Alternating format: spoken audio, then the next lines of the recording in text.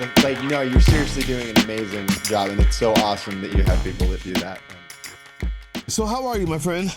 I'm super, honestly, I'm great. I'm having a great day. Uh, Awesome. yeah, no, honestly, I'm like super chill. I've got, I think I was talking to a person at the grocery store about this. Like, I was in like finance tech for a long time, Uh-huh. and that I didn't know anything about money or finance walking in, and I really just like, but I absorbed it, and I was around people with like doctorates in mathematics, and it was like a medium-sized company, so I got like really like direct access to traders and shit, and I was doing help desk stuff, so like I was helping people out, and like I just got to like really absorb it, and I went from being like, wow, this is crazy, nobody can ever know this is so complicated, to oh my God, this is all a fucking pyramid scheme and a scam, and it's just gambling. And I was like, oh, okay. And so I kind of lost faith in the system a really long time ago. And so now that it's like all actually falling apart and other people are like realizing it, I'm Here I like, was thinking that you were so about great. to be like, I Everyone's made a lot of exactly money like that. today. Instead, it's like watching people lose money today has given. Yeah, I'm like, oh, it's happening. I mean, because I'm not the type of person that's like, oh, let me use this information to try to sell it, right? That's like what people do, right? Market manipulation shit. Like, I sold like lots of stocks months ago because I saw my termination coming, whether it was from activism or whether it was because the fucking market and everything was just going to crash. I didn't know which one, but I knew it was coming. And so it's like, I have been preparing for this moment, and it was like, which is why I was like, whatever. Okay. Like, I'm taking time off. Cool. Like, That is awesome.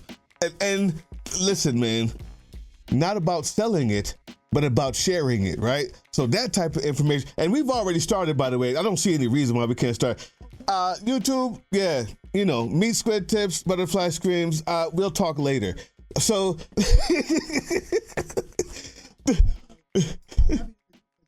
no, I got you. So I'm gonna do the full introduction, and then we're gonna continue on this. You've met us in the middle. I'm thinking I'm gonna keep it just like this, YouTube. Welcome to Political Drain. I'm Drill Sergeant. You know the deal. I got two very special people with me. One of them is Butterfly Screams, who, out of sheer will and love for what we're doing here, has decided she wanted to help to join this specific show where we're interviewing the one and only Squid Tips. And I will let you tell your introduction, and then we're gonna circle back to this sharing versus selling thing. I'm AJ. I go by Squid Tips online. I make motorcycle content. That's how I started. But then, like many YouTube people, it became just about the things I was doing and my life. I'm a tech guy kind of by trade. I was most recently a cybersecurity engineer at a little company called Nordstrom for a while. And then, I was at a finance tech company, which we were just talking about. And so through that, I have developed a certain set of skills that now that I am more of activist minded, I got very connected to the trans community because my kind of gimmick is that I'm the inclusive motorcycle guy. I'm the guy that's not going to use slurs and stuff, which surprisingly that was actually kind of hard for people to find, and people really, that built a really amazing community around me, and through that I have learned about community and the power of it, and I've wanted to like develop that more, and that's kind of what my channel has become about, and I integrate motorcycles into all of it because if you know motorcycle riders, like it's a tight knit community for a reason. Like people kind of tend to think the same about some important issues like freedom and like, risk tolerance and fun. And so, and that has driven my YouTube career. I've got about 180,000 subscribers on YouTube. That's my primary platform. I've also got an Instagram and a TikTok. I hate TikTok. TikTok won't post most of my stuff. So but YouTube's my main platform. And I make essays and I make shorts and I kind of make a lot of random stuff, which is why the algorithm doesn't love me. I think it'd be a more popular YouTuber if I niched down, as they call it, but I kind of just post what I want. Don't do it. Yeah. That is awesome. First of all, we're going to talk about that community. The fact that you said that there's a motorcycle content void for people who say, yeah, we include everybody. I was going to ask about that. What is that community like? Are you a person who's not normal in that type of community? Or are they just underrepresented? We're going to talk about all of it. Sharing versus selling this money information. This is why I want to talk about, because we were already on it, right? I like to stream of consciousness. The things that you learn, do you think it's important to let other people know what it is you know, what it is you saw? If you're not selling it, would you give it away, or would you tell them stay away? Yeah. So let me just take a step back and let me state the obvious. I'm a white guy in America, and like I got blonde What hair and I the got fuck? blue eyes. I am one of the most Aryan looking motherfuckers that you will ever. Indeed. Oh, and dude, how much I'm trying not to swear as much, but Nah, fuck that, man. Fuck okay, out of okay. here, man. I've been told it's better for optics Yes, to you're right. avoid it. You're It's 100%. more shareable, so I'm gonna try not to. 100% But correct. I cuss a lot in real life. But yeah. So I have a lot of privileges, and like I was raised in a very like lower middle class background. Like I came from a trucker and a postal worker. That was who raised me. And like I remember like a lot of my family being on food stamps. And I remember a lot of people needing to come live with us because my father's been arrested. Like a lot of people have been through the prison system and stuff. And like I just got to see a lot of that. And then I grew up in an area like right across from Portland, Oregon called Vancouver, Washington. And I went to I was kind of in a community that had a lot of like the projects, like different like socialized housing that like a lot of my best friends were Laotian and Pacific Islander and Black. And like I played a lot of sports. So like I was just constantly like diversity was just there. And it was very confusing to me when I moved to Alaska and I was with a lot of white people and things were very different. And anyway, so I acknowledge and I'm aware of that privilege. I'm also aware of like historically, right? I think we're now like more people are needing to learn about the history of this country, which I went through public school education and it is dog shit. And it is especially dog shit with history. And it seems to really avoid teaching like Americans like what the fuck is it about? Mhm. So as much as but I didn't get a college education. I have a very strange path to my career, which is I just worked really hard and I listened and I studied and I just kind of I acknowledged that I just needed to pick things up as I was going. And I'm an intelligent guy and I'm gifted in that way. You know, I don't really I have ADHD, but that's it. And I've got the kind of ADHD where I talk really loud and I move my hands a lot and it's advantageous in a lot of ways. So yeah, I want to bring people up with me. That's what I notice is the difference between me and the people around me who were poor or were not doing as well. It wasn't because I was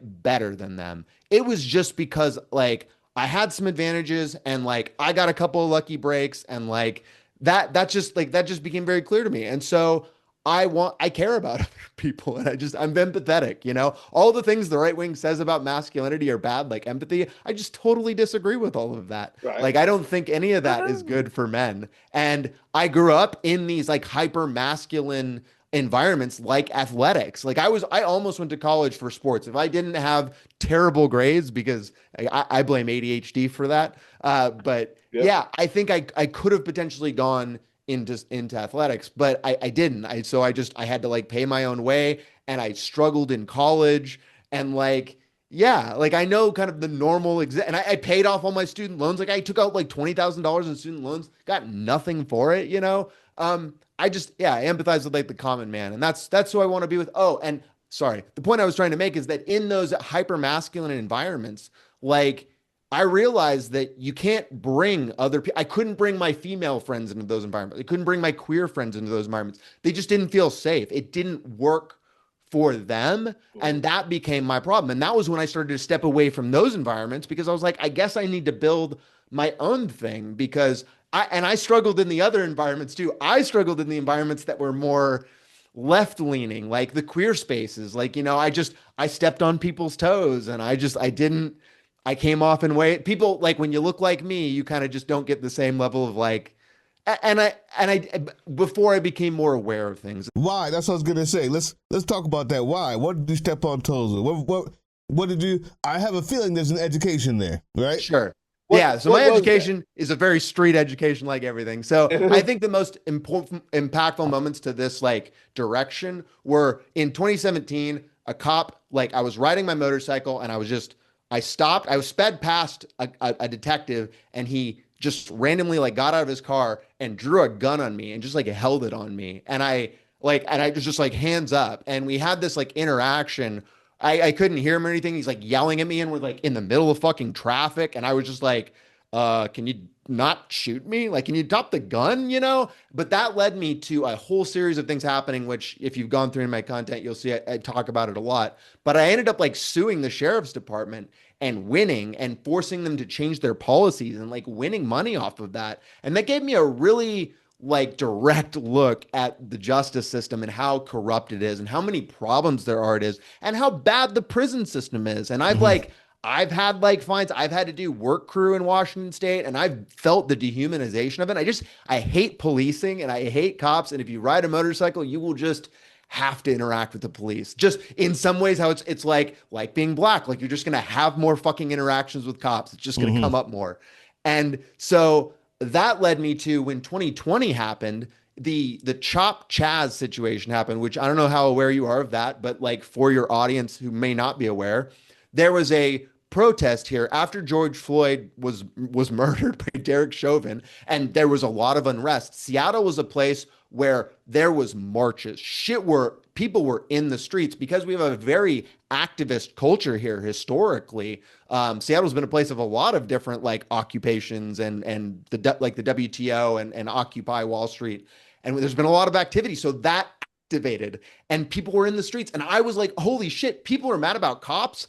Me too. Yeah. This is great. Like, let's go. And we actually ended up occupying a series, like just a very small block in like this very central location. But like the cops that are kitty corner, a precinct is kitty corner to this park, they just left. They were so scared that people were going to like pitchfork them or whatever. I don't know. Like, again, cops are just terrified of everything. So they just abandoned their precinct randomly one night. And it was like a huge scandal, but it led to people like put up mutual aid and like street vendors came in and people were just playing. It was like a park atmosphere for like 14 days. And then it got a little violent and then things started to happen. And like, anyway, and then it broke down like everything else. But that led me to meeting a bunch of queer people and activist organizers and realizing, holy shit, the people that are out here and are actually like looking to make the change that I want to see in the world, they are these marginalized groups. It's women, people of color, and queer people. Like that's it. And then when trans people were under attack, like I got to know a trans person through my Discord, and I was like really fucking pissed off. Like basically like tail end of Trump's first election was just the trans rhetoric was just amping up, and I was just like, man, I'm gonna take a fucking stand. And I really thought the video was gonna be nothing. I thought I was going to totally tank my views, and I thought it was going to like lead to just subscriber bleed. I was at like 10,000 subs at this, or 50,000 subs at this moment. That video became my biggest watch video. It hit over 1 million. It's the only video I've ever made that hit over 1 million views, but it was just me telling a story of like learning trans acceptance and learning about queer people.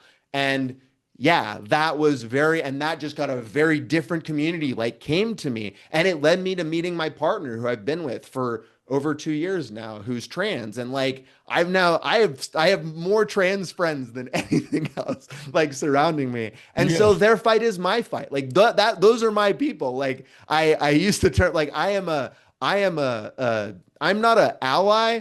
I am a soldier in the Trans Foreign Legion. Like that's where I'm at. Like my freedom is no different than theirs for and so yeah, that's basically my story. Somewhere in there was the answer to that question, and I think I heard it in the time that it takes to ingratiate yourself to a community. Those missteps that may have happened, or how you looked, or how you sounded, or how whatever those things that you considered missteps are simply unavoidable, maybe. But you have to be willing to go through it if you're going to be an ally, right? You have to listen. Yeah. I had the exact same idea. Now, since we're here, how unique is that in your community, in the cycling community, the motorcycling community? Not cycling. I don't mean you're not driving the Tour de France. I mean, in the motorcycling community, how unique is that? What being trans, or is your view my view of wanting to be an ally, your view of that listening? Because I'll give you two examples. and you tell me which one represents what you know more. Someone's running for Congress in Ohio. His name is Lieutenant Colonel retired Malcolm Ritchie. Big time biker. Big time biker. All right. Yeah, like, yeah. He is Malcolm Ritchie for Congress.com. Everybody check him out. Anyway, super lefty, big time biker. And he put me in with kind of one of the biggest bike, I don't know, bike organization, biker gangs, whatever you want to call them, in Atlanta. And this guy's name is Dragon. And he does everything he can to not be political, to get away from it at all costs and not even go anywhere close to it. And as far as he's concerned, like, you're just not going to get him to talk about that shit. You're not get him to care about. I know that he cares about it. He's a vet. But he thinks that it's better for him and his organization to never, ever talk about these things, never, ever have that be the case. The two dichotomy. This guy introduced me to this guy, right? And they're together, but they could not be two further apart people when it comes to the willingness to want change, the willingness to do the listening, the willingness to be inclusive of every sexuality, of every sexual preference, of even every political opinion, if you will, right? How unique are you in that space? Between those two, which one is more on what you've seen, what you know? Well, I don't want to like sound like I'm special or anything, but I think I'm a unique person in that I'm very empathetic to everyone, and I've always kind of been that way for a lot of the reasons we've described.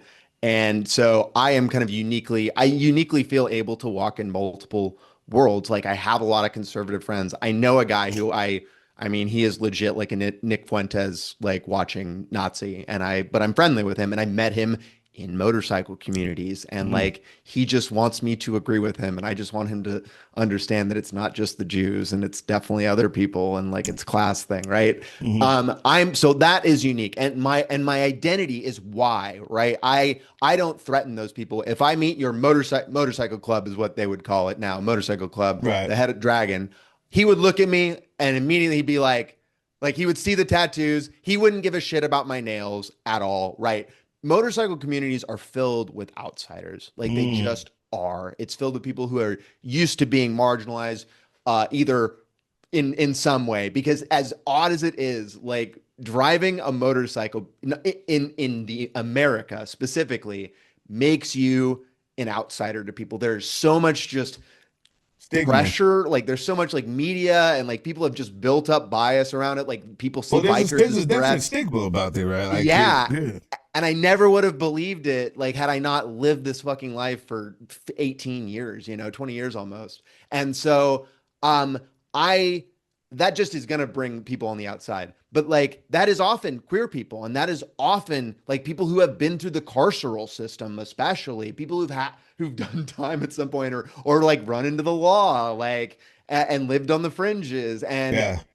it's sad, but I think I am, unfortunately, for men like me, I'm unique, but that's only because so many clubs are filled with men, because automotive stuff is just, and motorsports has just been a male dominated activity. And we live in a country where men, the normal type of masculinity is toxic to women specifically, and femininity in a lot of ways, and it sees it as weak, and it's specifically like, and queerness is obviously like wrapped up into that, and people are so intent on being masculine and demonstrating masculinity, and it's like so much like cutting down is like, these are just common things, and it's like, yeah, like, men are just normalized to that. So like, an example, Texas, I've had like arguments with Texas motor vloggers that are about my size or a little bigger, because they've said transphobic things, and I've tried to convince them otherwise, but it's also religion. Religion is also tied. Like, there's a lot of religious motorcycle clubs too. I would just avoid putting any specific name on motorcycle clubs, because they are kind of unique, but like, they're support groups for men, and they're very masculine. And it sucks, because if these men would just open up their minds, they would realize they really connect with. Like the trans people in my community are like really into guns and shit, a lot of them. And Yeah. that's another commonality. Like they're very into like the technical aspects of it. They don't ride just to like for fun. Like they really like they're the mechanics and stuff too. And that's what's disappointing about it is like they're letting their bias and all of this other bullshit about society like seep in and prevent them from building a better community. No, it's funny.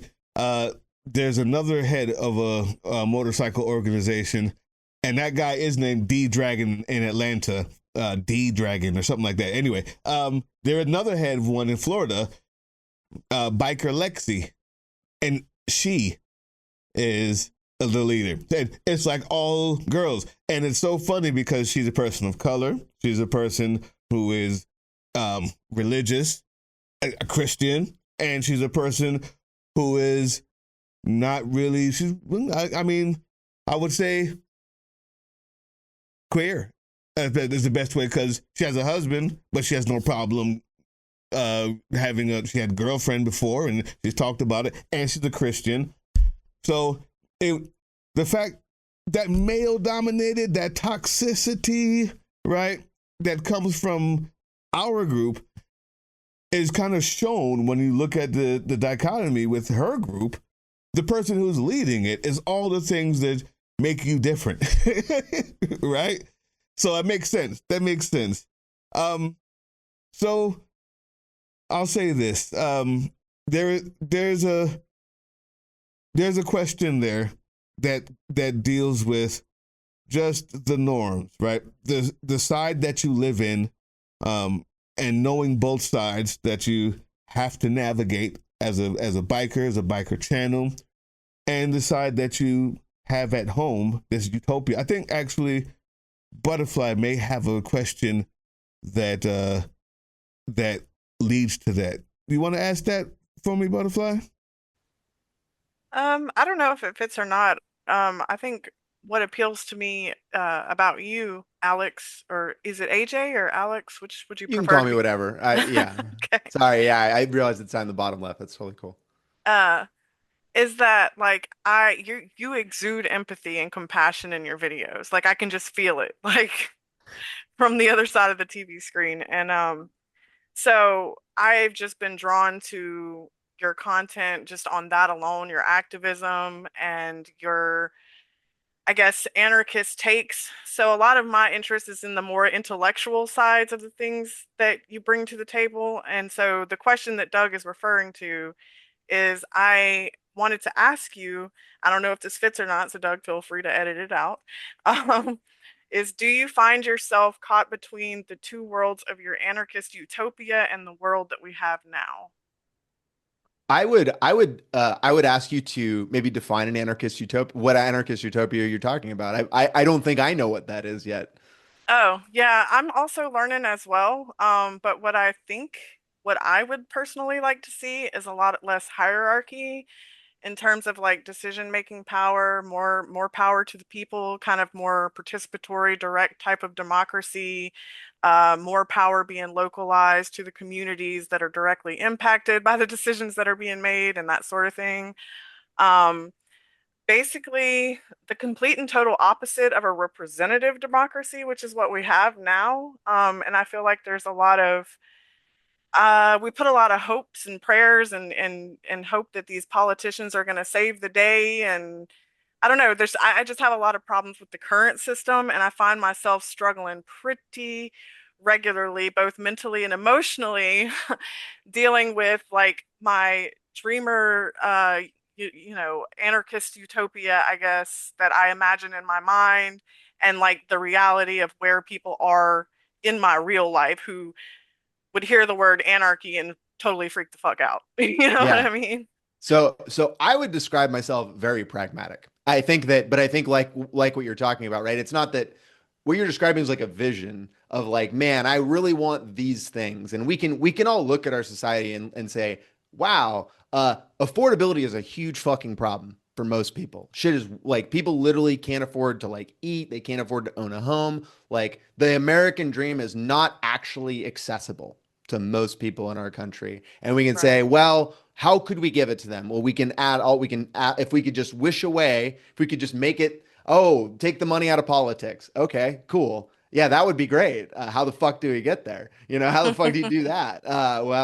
Um, I don't actually have a very utopian because I abandoned the system that we exist in Hmm. a while ago, and it's actually kind of connected to my divorce, and I made a short about it recently. But like through my divorce, I worked really hard. Like I was married to someone for 10 years. We worked very hard on our relationship, and we both cared about each other a lot. There was a lot of love, and that was the problem is that we had some really dysfunctional issues and like stuff that had just piled up over years. And at the end of the day, we just really weren't compatible. Like my lifestyle is not for everyone as much as like it's just not, like there's a lot of people that look at me and think I'm a fucking insane person. There's a lot of women that would not want to be with someone like me because the things that I'm doing, like she just couldn't handle the risk that I was taking. It made her anxious. And so anyway, I learned through that you can't always fix things. Like as much as you can love and care about something and want it, it ain't gonna work. And that's how I feel about what we got today. I Hmm. do not see a way of going from where we're at here with our current system to the things that we know are create justice, which is like equality, like I living 1000% conditions and agree. shit. Yeah. So I'm actually super short term and relatively pragmatic, actually.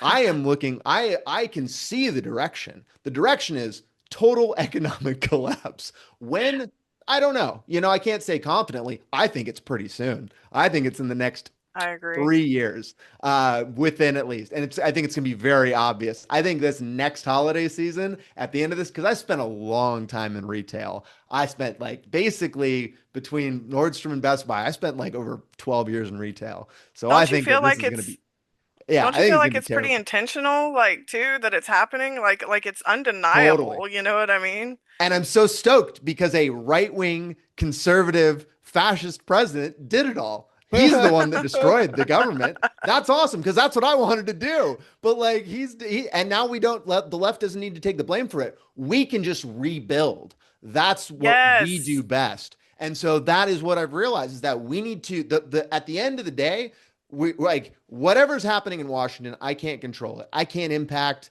like I've abandoned again electoral politics for the most part, except for Katie Wilson, except for local specific things. Like we just got our version of Zoran, and it's like people are just now figuring this out. But we just elected a mayor, and I was a part of it. I helped platform her very early in her campaign. I was a huge advocate for her in the queer community that was like massively voting for her, and she is running on social housing. She is running on taxing the rich, and that is where real impact can happen. So, but other than that, other than getting her elected and then helping her execute that strategy, I don't get involved in any of that shit. I would never give money to any party. Fuck you. No, I put my money into the community around me, which is my crew of motorcycle friends and people and activists that like we get connected with. We are working on building parallel systems like Yes. micro lending services. Like I would love to do that, like free interest free loans of small amounts to help people get through problems, food stuff, helping bringing people up, having like a regular check-in and syncs and mental health stuff. And like people just need help right now. Like a lot of my crew is not the wealthy people at all. Like my crew is poor queer people. It is trans people who are in the marginalized of society. Many of them people of color, right? Like the people that are the most fucked over in society. That's who come to me because those are the ones that are looking for tactical, strategic, like how do I survive? And riding a motorcycle and like just using that. Many of my friends only own motorcycles because it is so much because a car is inaffordable to them for because yeah. Anyway, that's the next Gotcha. problem is all these people who aren't going to pay for their cars and shit. And more people I think are going to be moving to motorcycles for literal economic reasons. But yeah. So that's how I see it. I don't think I have a very utopian vision. My vision is like pretty short. I used to be like part of the reason I sold all my stocks is because I used to be like everyone else. I used to think I'm going to retire at 60 and whatever. I don't believe that anymore. I think I'm going to die pretty Same. early. Maybe 10 years. I'd love to, but I don't know. I don't look that far. I'm looking next week, next month, maybe next year because the world is so again, something I learned through my financial services, it is unpredictable. The Hmm. market is unpredictable. As much as I believe what I believe, and I don't know. And so, but I'm just short term. So I'm gonna construct the world we want to live in very, very I slowly. love that. I love Yeah. that. You inspire me so much in that regard. So just keep doing what you're doing. But if you don't mind, I'd like to kind of expand on that and hoping that maybe you have some advice or some tips for me because I made the decision about 3 years ago to leave my job, move my family to the woods of Tennessee. Because much like you, I kind of see the writing on the wall. And so my whole thought was, just get out to the woods, try to become more self-reliant. After I've been here long enough, I'll get to know the community. I can kind of start there, right? The problem is, now that I'm here, is that the community that I live in is like highly religious, highly white, as you can imagine, highly all the things that kind of run counter to who I am and what I believe in. So you're And so saying you moved into Clan Alley? That's what's going on here?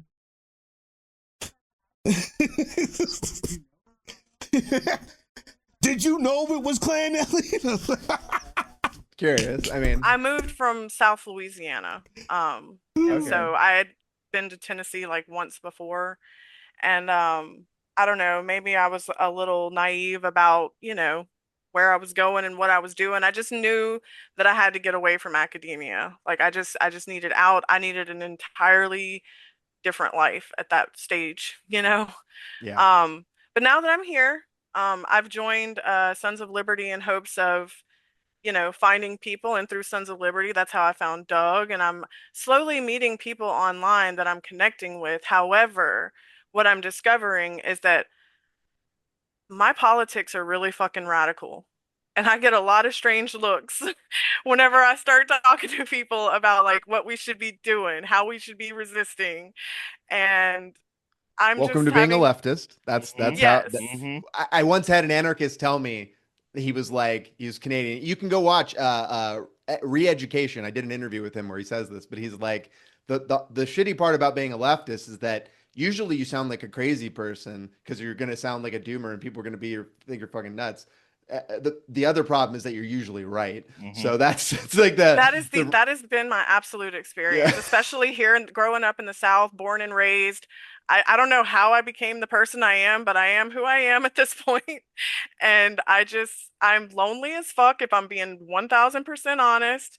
And Yeah. I'm hoping that you can provide me with some tips or some advice on how to find other radically minded people who want to build parallel economies, want to build, you know, parallel structures, all of that good stuff. Do you feel safe in your community, like physically? Um, well, yeah, oddly enough, my neighbor, I actually get along with them very great, like very good. Like Perfect. in fact, they just recently had a fire and I gave them our RV and like so I'm doing everything I can like to build something with people maybe I don't even agree with. You know what I Yes. mean? That's Oh. you've led so you are what we call the tip of the spear, and that is what I also seek to be. And that's really I mean that's really my mentality is that if you have the privilege, if you are in a position to safely advocate for whatever, even if it's just a tiny thing, if it's just even at building relationship, you have to cultivate that. Like that's the shitty part is everything is a slow process. We can't just Yeah. magic shit in together, but people have been taught that's the cheat code that electoral politics is supposed to do. It's supposed to let the best, that's what neoliberalism taught us, right? The best ideas will win. Then we'll just end up with abundance or whatever the fuck they're Yeah. selling. Like that's the lie. And that doesn't work. And we as anarchists, we just have to acknowledge that. And like, no, you have to slowly connect with people and you're doing it. That's the great part is like you have the empathy, you saw it and you do that. And that's your first crack. And what I think you will find is that because this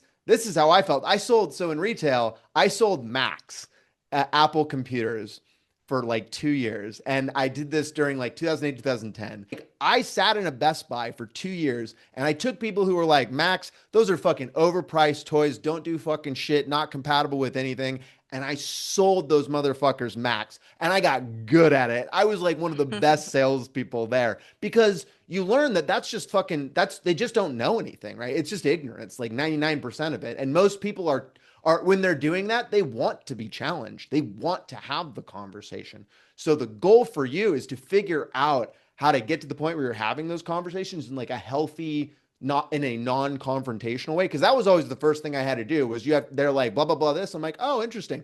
What do you do on a computer? You have to start asking them questions. And that's the mistake a lot of leftists make is they want to get right to selling people on it and explaining things and demonstrating their intelligence. And they don't want to be like, they don't want to do the work of building the relationship first, which is absolutely a requirement, especially when you're talking about revolutionary politics that are like meeting the moment we are in now, which is very different. Like people need, it's very different than what people have been taught in school. And like you're really just, and especially with the religion, you're going up against a lot of built-in knowledge. And you have to be empathetic to that. And you have to understand, like, you can't, like, people don't just flip on a dime. Like, you can lead them to it, you can help them, but they're the ones that are going to have to make the path. They're going to have to decide that they want to learn and become that.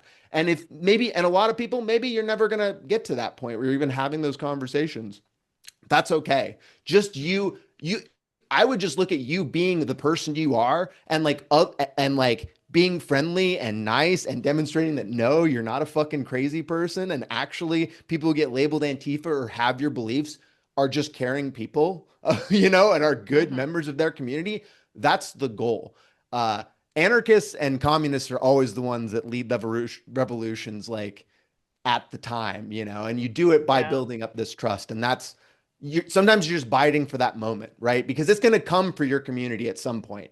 And if you're in Mhm. the position to help, if you got people's trust, you're going to be able to make things can change very rapidly. That's what I would always remember. It may feel like impossible now, but like if you cultivate, if you put in the work, it Yeah, I told Doug not too long ago that so far my strategy is to just kind of intelligence gather, I guess. That's how I'm kind of yeah, seeing it is like, get to know just people. going over, listening, hanging out, and like you said, asking questions. And so it's nice to hear that both you and Doug think that I'm kind of on the right track as far as like how to, you know, Do you I read guess theory? get to know my neighbor. You read? I was just going to suggest you read Che Guevara's Guerrilla Let's Warfare. go, I butterfly. have. I Go Yeah. have. Okay. ahead. Cool. Then you're there. You know what to do. You're doing it. It was years ago, like back whenever I was like coming into my like radicalness, I guess you could say, like when I was still working in academia. So maybe I That's should right. revisit it. Maybe I should, Yeah. remind myself.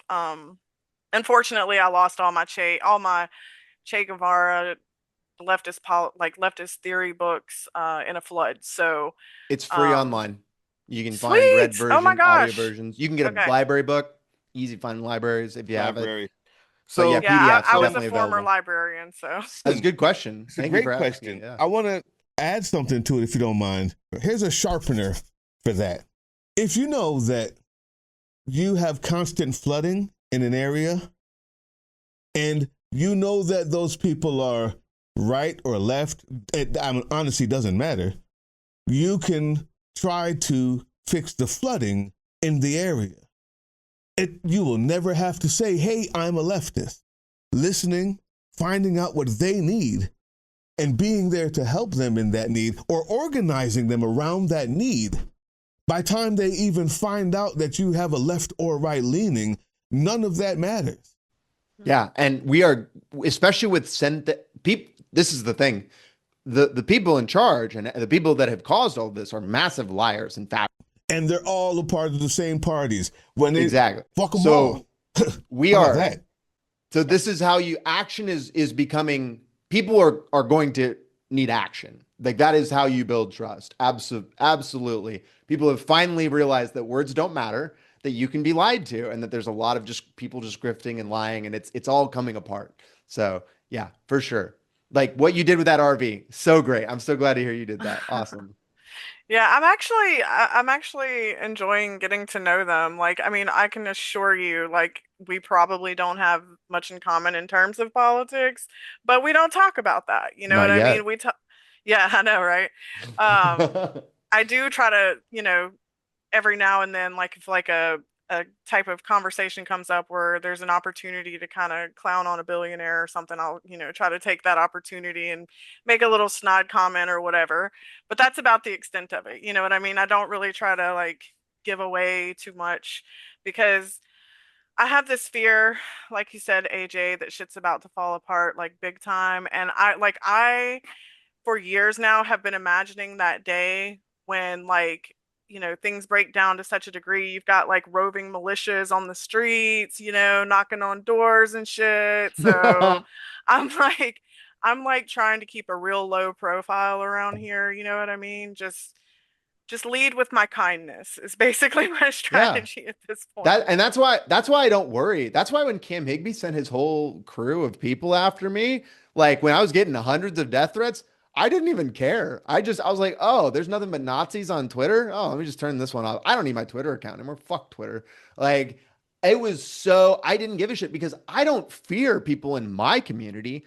To if someone none of these motherfuckers live here at all. Nobody, not even the people who come in to antagonize and like cause issues, like the people in Portland tonight. People in Portland, like there's a whole crew of like white supremacists, these like MAGA red hat fuckheads that are doing this shit, but they all come from outside the community. I mean, these people are literally, they need to be seen as invaders. The fact that you are part of that community and you are instantiating yourself, like you're not, nobody's going to come after you. Like that's not the thing. You're going to come together and like, yeah. And that's why I like look. Did you watch my revolutionary optimism video? Or Is that one of your older ones? it's like 6 months old. Doesn't matter. Didn't watch it. It's Okay. fine. It's Revolutionary very optimism. possible I did. I've watched a lot of your more recent ones. I just Oh, can't remember the names. it was like right after. It was like right. It was like the one with the anarchist flag on it. It was very. It was very clearly Oh anarchist. no, I'm gonna have to go look for that. So yeah, I recommend that. I recommend for your audience to check it out. And it's because it's basically it was what happened after Trump got elected and people were feeling really fucking down. And I was like, yo, here's what we do. Check this out. When he says to do stuff that we don't want to do, what if we just didn't do it? Like Right. that's basically the video. There you So go. Hmm. it's that, but it's really emphasizing how riding a motorcycle, teaches you to push the boundaries of the law. To like when someone tells you like I'm gonna take your rights, you say, nah, try. You can try. Because that's how I have thought about for a long time. Like my grandmother, the person I was raised with, like she was not a trustworthy like person to be around, and she lied and manipulated me, and that taught me you got to question authority. Everybody needs to be questioned authority, but you need to question every Yes. law to Amen. survive this moment. Like if you're expecting the government to tell you what is right and wrong to do, you're not gonna be prepared for what's coming, and you're gonna get really hurt. And So I want to talk about the moment, violence, um, the revolutionary optimism. You are saying, listen, we know, and I am saying we know that this side is extremely violent and they can't wait for the violence. You are pro rights and you're also for, civil disobedience at the best. I mean, on the best day. But on the worst day, you walk up to someone and rip their own property off of the table. Now, is that violence? Is that violence? Is that apologies? Or is that something sanctioned because of the time that we're in and realizing that maybe the aversion to risk needs to be dialed back a notch in order to get what's done in an authoritarian state? Is it something to apologize for? Is it something to sanction? Why? Why not? yeah, I would definitely I'm extremely comfortable calling it violence if we're also willing to say that like Cam Higby's rhetoric, which is like we are all Charlie Kirk. They are trying to come after all of us. If you don't, they're coming to kill all of us. You need to get it through your head. Like if we can agree that that is a form of violence in the same way that like a cop showing up to a crime scene is the beginning of a force process, and like once he goes for his gun, we're now in like a different. If we can acknowledge all that, I'm totally comfortable being like, yeah, pulling that guy's sign down is totally a form of violence. It's property destruction. I destroyed his property. He put it right back up and just taped it right back up because I didn't rip it in half or anything. I just pulled Right. the tape off, right? And but like now we need to put the whole thing in context, Go which is ahead. that this is also a guy who purposely goes to queer events in order to generate propaganda that is expressly anti-queer. He is a guy who commits violence actively. We've seen that on video. Like he does petty, like all the things that he blames other people for, he will also do. So that's where we get into the complexity of it, the paradox of tolerance. Do we tolerate those who do these things? And I just think that very clearly there's a line where when somebody believes in an ideology, Kim Higby, like this Donald Trump ideology, it is an ideology of dominance over other people. There is a hierarchy, and there are people that are in the club, and there are people that are not. You're in the Trump club, or you're the fucking enemy. And it has never been more clear that if you do not love this, what's going on, you are that. And that's a violent ideology. And when you have that, there's not a lot of ideologies that are like it, very fortunately. Like most are just not that way. But this one is. And so in that case, yeah, I think that me going there to confront him, and I think had I just said it in a different way, not yelled at him and screamed and not pulled that down, I think, there's nothing to complain about. But if you don't do these things, like I literally just posted a comment about this today with all of the Epstein stuff because I asked Cam Higby about the Epstein stuff, and he blew cover for it. And I didn't get it on video. Otherwise, I would show it. But he is supporting a ring of elite predators at the top of our country. I mean, it's Well, Megyn wild, Kelly the says- world we live in. Megyn Kelly says as long as they're 15, then it's okay. Yeah, No big I mean, No big deal. at some point you have to like this is the problem is there are contradictions in our society that we have never resolved. Bodily autonomy is a very simple one.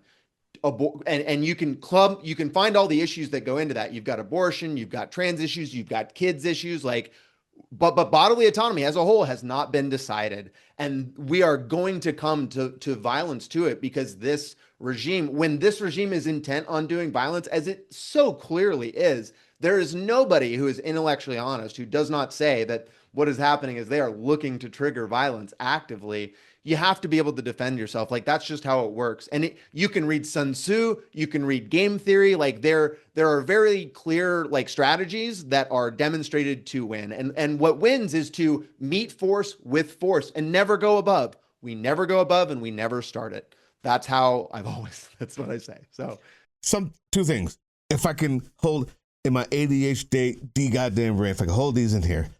The idea is when the game theory, the whole Sun Tzu of it all is violence is not a reward or response for an emotional response. Violence as a tool is an important part of this resistance, right? Self-defense is one of them, is one reason for the violence, but even how you use it in self-defense as a tool. And the other one is the understanding of your enemy. Your enemy only understands bullying and hierarchy. If you have any other way, if you would have gone in any other way, it would not have gotten the response that would have moved the needle. I think the response that happened because of that, both to the people watching who agreed with it or to those who didn't, I believe that it moved the needle. That move, that violence, whether I call it violence or not. And I was really just asking because I'd like to know what you thought about it or had you thought about it. But the idea that the game theory, I just want my audience to know in full transparency, when you are at a place where an authoritarian regime has showed you that they're willing to do the most, and people show you who they are and how they covet your peace and how they, will take advantage of your decency. At that point, you realize that being in someone's face, being violent, is not just a self-defense mechanism, although you should always defend yourself, but it's a tool that is used when needed. And yeah, I'm with that. In case you didn't know, YouTube, this is me and you talking. Yes, I'm with that. You need to know how to use it. Hit me up in the email, I'll tell you. It's not something to do willy-nilly, and it doesn't have to be illegal. But if it is, make sure that it leaves the mark it's supposed to and gets the results that you need in the end. And now back to violence is not. That's how I do thank you for saying all of that. I totally agree. Violence is never the tool you want to reach for first. You actually want to do everything in your possible power to avoid violence, if at all possible. And when we say violence, and when I mean that, I'm mainly saying like actual, what most people would consider violence, like physical conflict, firing, shooting, weaponry, like that. I'm not talking about like pulling. Even what you did, pulling a sign down, is not something you would do if it wasn't for the fact that trans people's lives are at risk, and the response that you needed to get from that wouldn't have been gotten by a sit down at a table before pulling the sign. Yeah, I mean, he's defending ICE. He's defending ICE abducting people. What ICE is doing is far worse people's lives are at risk. And you're totally right. In that context, although I am not immediately in danger in that moment, he is running cover for people that are doing active violence, that are killing people, that are abducting people, that are putting exactly. Which is why most people at the end, like I just put that poll up asking what people thought. Most people are like, nah, dude, you didn't go far enough. That guy should not feel safe in like civil society. Thank you. So yeah, but I did want to say that. Are you familiar with? I'm Nelson Mandela. I recently read a book called How to Blow Up a Pipeline, and there's a quote from Nelson Mandela, and it's about the key to like getting a successful resistance movement is the way he described it was the anvil of peaceful resistance is struck with the hammer of violent response, and it's basically like. It's called the radical flank effect. And I'm sure you know what that is, but like you need the peaceful resistance. You need to demonstrate that like, this is a popular movement. Like this is, and we have that. The No Kings is very clear. There are millions of people that are extremely pissed off about this. Like there is no way short of completely ignoring like factual reality to identify that most Americans do not want. Many people, Joe Rogan, all these people have massive buyer's regret on what is fucking happening. But many people have simply made peace with it, like the tech oligarchs, and are like, well, we're going to use it for whatever we can do. But that is necessary, but like that's not going to be enough because power doesn't fear people going out and standing in the street. They fear Charlie Kirk. What happened to Charlie Kirk? That's why Elon Musk is terrified to go out, like they fear their livelihoods being damaged. They fear their reputation. These people are small. Many of these people are not intelligent or all that smart, right? They fear a lot of things. They're driven by fear. But yeah. Well, so let's make sure that this is also 100% clear. If you believe that what happened to Charlie Kirk is somehow good, you're a fucking idiot. Let me get my camera back on, because the response to that would be exactly what it was. And we don't even know. Now nobody even knows this guy. Nobody talks about it anymore. It probably was the government that did it in the first place. Listen, all of that banging JD Vance. You know what I mean? All of that set aside, I'm okay with saying I don't know. That's it. All of that set aside, the deal is, when I said, if you make sure that the response or the outcome of that violence is one that improves the organization, the movement, one that you planned for, then it's a tool. Going out there and shooting somebody, and if they find out it's a leftist, all it does is get more people hurt, takes people away from your side, and doesn't help not one person. If you meet me on 20th on the Capitol grounds, and we show up in the thousands and intimidating thousands of people at the doorstep and inside the Capitol building of the people who need the vote, who can write the law, who can remove the regime, who can start the process of getting from the lowest people to the highest out of here. And don't say, well, you know what, we're gonna if you do an impeachment, it's not going to work. Impeach who? There's a lot of people to impeach before you get to Trump. Give up already. Or There's a different type of violence that you can use as a tool. I can intimidate you if I had 25 people and you were alone and never have to touch you. Well, imagine if there was 1,000 in your office, in your secretary's office. You guys don't feel me. Y'all don't understand me out there. I know Squid hears me, but y'all don't hear me out there. There's a tool called violence that has degrees. One could be throwing a sign, huh? One could be standing in thousands in the face of someone who believes that before that day, they were immune to that number of people, who believes that before that day, their door was closed and could not be opened. And before that day, they could walk to their car unencumbered. Huh? There's a way to do it. I'll see you on the 20th. How about that? Now, are you going to be there on the 20th, sir? 20, 21st, 22nd. I know you probably just heard about it, like, what was it, last Tuesday? But we're going to the Capitol on the 20th. The 21st is the Veterans March, and the 22nd is the day that the Dropkick Murphys and all the bands and the whole big thing. We're trying to make it in the thousands. What do you think? Do you have the time? In DC? I know it's kind of quick notice. Yeah, in DC, in Washington, DC, on the 20th, 21st, and 22nd, 3-day march to remove the regime. And on the first day, 20th, is when we're all going into the Capitol like we did before. Okay. Well, first off, love it.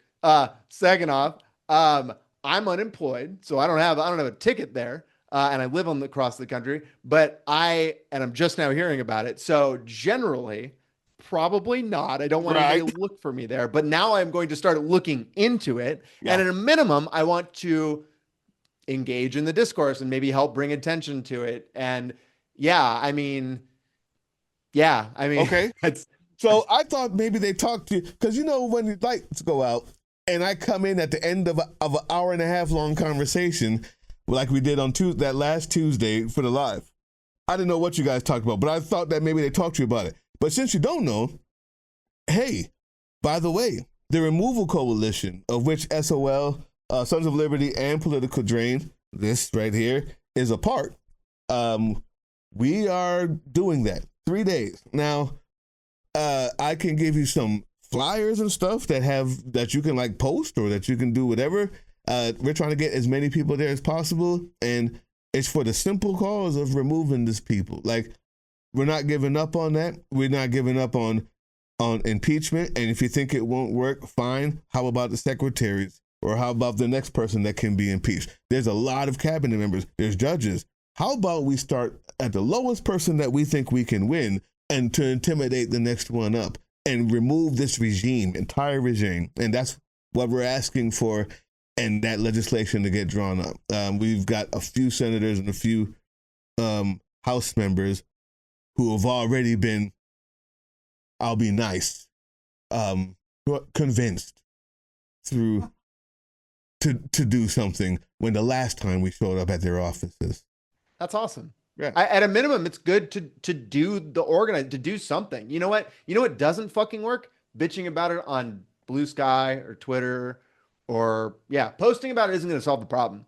So I respect anybody who is doing literally anything to organize against it, as long as you've got like you're saying, as long as you've thought it through, as long as you've done the analysis. And for anybody in your audience, since getting fired from Nordstrom for doing all that stuff, for pulling Cam Higbee's sign down, like the terrorist I am, the Trantifa super soldier that he calls me, he's done. Yeah.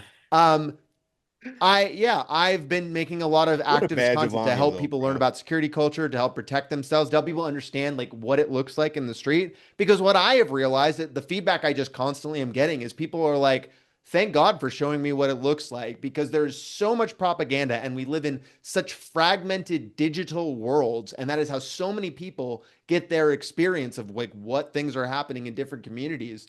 I've had people ask me okay, cool. How do I get started? How do I do it safely? And I'll be honest, there's way too much fear of this organization, of these people. There is a lack of understanding that there's a massive series of things that have to happen, from shit coming out of that guy's fucking mouth or any of those other dipshits to it actually executing on the ground. And it's way more than just like lawsuits and shit. It's like people got, at the end of the day, people got to put their, an ICE agent has to put their hands on somebody and has to take them, and nobody has to stop them. Yep. There's a huge distance between that. So Yep. yeah.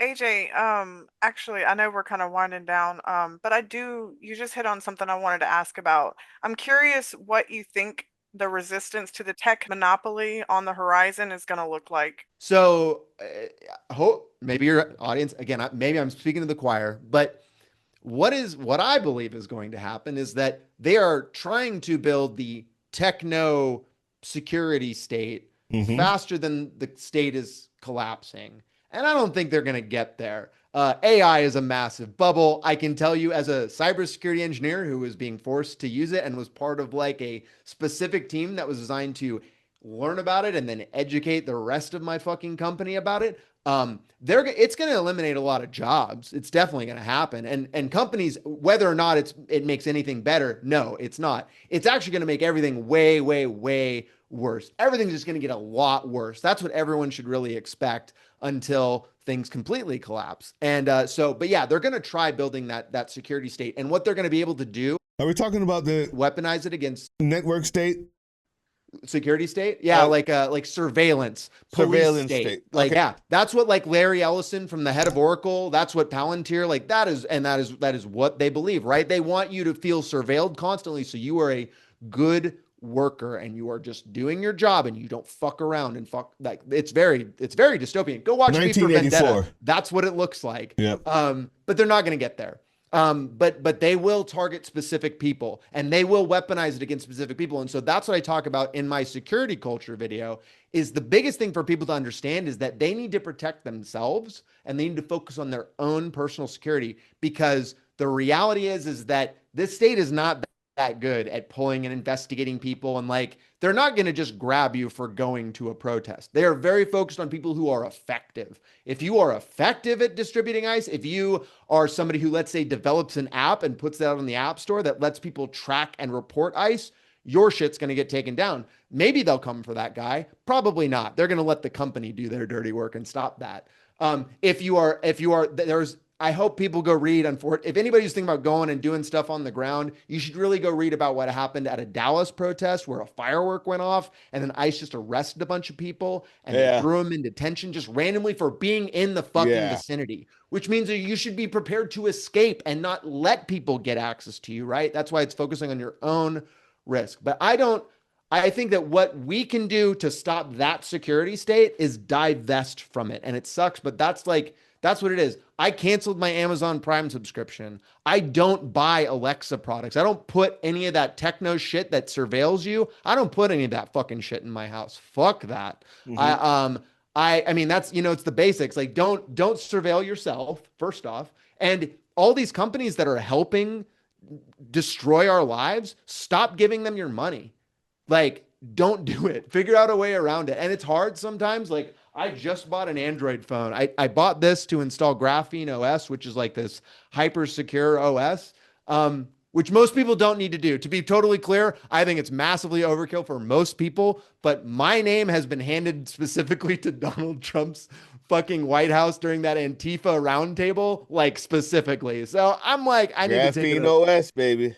That's smart. It's very smart. But like most people that are just not, that are going in block, that are going to be not, maybe not the same way, but like, yeah, but getting out of the Apple ecosystem is what I'm trying to do. I want to stop giving Apple my money because I'm so disappointed watching Tim Cook, a gay man, like suck up to Trump. I want to get a Linux. I want to put Linux. I want to move my systems over, right? We have to stop giving money to them because they're using it to kill us. So yeah, that's what people can do, I think. Balaji Srinivas, I believe. Do you know who that is? Balaji Srinivasan. Srinivasan. Okay, there we go. Thank you very much, B. Balaji Srinivasan. Do you know who that is? Okay, so look that up. The idea of the network state, starting countries via online, via citizenship through like digital ID type digital stuff. IDs. They want to create tech libertarian utopias, basically, that function like autonomous city states. Um, it's quite disturbing. They're not hiding it. Every tech billionaire has probably their own ideal version of it, but Balaji Srinivasan is the network state guy. Yep. And there's definitely examples of it already happening in different places. Yeah, it's coming. I mean, they're going to do it piece by piece, and disenfranchising us is the first step. The question is can we organize faster than they do that and the state collapses? That's We really the can. question, because there's a power vacuum opening up right now, Yep. just wide as shit. And as material conditions fall for everybody else, and people realize they cannot rely on the state to take care of them anymore, and they have to become more self-reliant, and they have to connect to other people, we need to fill the gaps. So before we leave, I'm going to say the reason why we even have a chance is because arrogance always does this. If they were really smart, they might even win. Unfortunately, because they want to blow their load as fast as possible, like every other little boy who has never had experience in real life and everything's been given to them, they got an orange fool for a president, an even dumber idiot to be in charge of the military, and a bunch of fucking bimbo idiot broads to be in charge of everything else that they are going to need to be in charge of. And this isn't to be misogynist. What this being is honest. They've got the dumbest fucking cabinet in the history of Earth, much less America.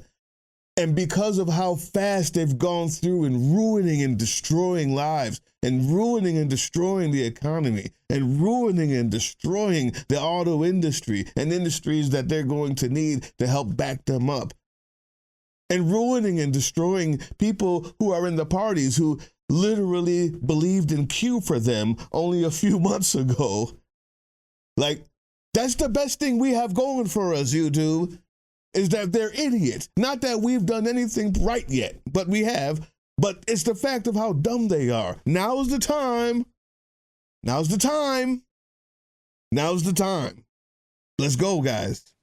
I think the SNAP benefit stuff was a perfect example. Like, we did a really good job as like a community broadly as this country of coming together to get people food. That's what we need to do. We just need to do that for a lot more stuff. And we're going to need to create intermesh networks of people, and we just need to get started. And yeah, these people are super beatable, not intelligent at all. Yeah, they're just very dumb. bad at hiding their cards. Again, we have every advantage in the world. The only disadvantage we have is we live in America, and America is capitalism fucking incarnate. And it's just very entrenched in people's minds. That's the enemy. I'm loving it. Squid, man, I'm going to have you on again when I have more intelligent questions from Butterfly. Thanks for being around. It's great. It's been great meeting you, Doug. I wanted to have like diverse opinions, and like I enjoy talking to people, and like I learn a lot, like you're a military guy. Like, it's been great getting to know like that this network of people exists and that this is what you're talking about. Like, this helps me understand a whole side of like, this just fills me with confidence that we're fucking gonna win. And I hope I hope that's what your viewers feel. And just last thing I want to say is like, fucking boycott Starbucks. They're on their union. They're striking now. They expect it to be a very, very long strike. There's like 65 stores that are shutting down because there's like only a subset of like 17,000 whatever stores worldwide. But like, don't buy Starbucks at least until the union contract's over. But realistically, you should probably just never buy Starbucks. Probably just stop buying Starbucks. Yeah, I mean, their coffee tastes like shit anyway. I mean, my God, people, just stop. Just stop. Solidarity. That's how we win. Solidarity. By the way, there's a blackout going on, and I haven't been mentioning it enough. Do everything you can to not buy from anywhere. Go to your mom and pop. Trade. Go to, even if you're on Facebook Marketplace, they got free stuff. They got people who are trading. You can just look it up in Google. Do everything you can to spend the least amount as possible. And then I'm going to try to put up, maybe not in this one. Yeah, maybe in this one. I'm going to try to also put up specific ones that we're boycotting, period. But this entire blackout, we're going to let them know that every Christmas, they're not going to come up back in the black and expect us to just get them to the black every Christmas, no matter how fucking, how much Nazi stuff they vote for, pay for, and put in front of us. Let's scare them. It should be terrifying, like your boy said. That can you imagine Christmas time? We're hand making gifts in my community. That's what I'm excited to do. I love handmade gifts. I think they're very thoughtful. Like, yeah. See what I'm talking about? See what I'm talking about, folks? It's just that simple, man. Listen, we're starting farming, indoor farms. I know it's winter time. The Soggy Boggy Witch on this channel right here, at least once or twice a week, is giving you tips on starting the farm. It's not because we think it's fun and we're trying to appeal to house moms. The reason why is because we know that in order to win a resistance, you may have to learn how to grow your food. You may have to learn how to be self-sufficient and not buy anything. So I'm all about it. We're gonna keep up talking. We're gonna keep organizing. I promise you, my friend, there's a lot of things that we need to be getting into, and I cannot Thanks, wait. Butterfly Screams, for introducing me and pushing for this. This has been great. So yeah. No, thank you so much for coming on and indulging us and indulging me, because I could talk all day about this stuff. So I really you got a lot of appreciate people in your you coming community on. to talk to about it. I know, right? Zero. You can join my Discord. Join my Discord. You can talk to you people have a there. Discord? Yeah. Oh Awesome. yeah. I got like 3,600 people in it. Yeah. Okay. All right. I'll have to figure out how to do that. It's easy. In my link, YouTube, all my links. Oh, It's been okay. great. Cool. Everybody go watch Squid Tips. Squid Tips, okay? As you can tell, not just good motorcycle content, although I did want to have, there's a question. I got a whole bunch of other stuff here that we just didn't get to because I like talking and we'll get to other questions next time you come on. How about that? Sounds but guys, watch. There's a level of intelligence I hope you've seen here, that something you can get from, I don't own a motorcycle, but I've learned something from watching everything that he puts out there. And if you like this channel, you'll love his. Thank you for coming. By the way, I'm sorry. By the way, Squid, I just want to let you know, my neighbor I was telling you about, he's a motorcycle enthusiast. You should give him my shit. See what he'll think. See what he thinks. That's a great idea. Thanks, Doug. Thanks. Peace. Good meeting y'all. And yeah, we'll talk again soon. All right, man. Later. Hey, yeah, you. Before you click away to watch someone unbox a tactical toothbrush, let's talk about something real. Political Drain isn't just another content mill. We're a digital front in a very real war. Not with bullets, but with ideas, with action, and with solidarity. We pair urgent news with critical education. And we build community around actual resistance, not the hashtag kind. The kind that moves. But here's the thing. None of this is free. It isn't. Behind every video is time, labor, research, and some weird guy asking if we're going to pay the hosting bill. And yeah, some of that money goes to things we can't necessarily say out loud. If you know, you know. Let's just say our special ops aren't Call of Duty LARPers. They're people making real moves to protect, uplift, and organize. You're not just funding a channel. You're funding a resistance network in a world where capital still calls the shots. Unfortunately, in a system built on artificial scarcity, even mutual aid has a price tag. And if we want to grow, if we want to win, we need your help. We need your help. So if you've got even a few bucks to spare, toss it our way. It's not for ads. It's not for merch drops, but for people making moves in the shadows so others can do it in the light. It's just us and you.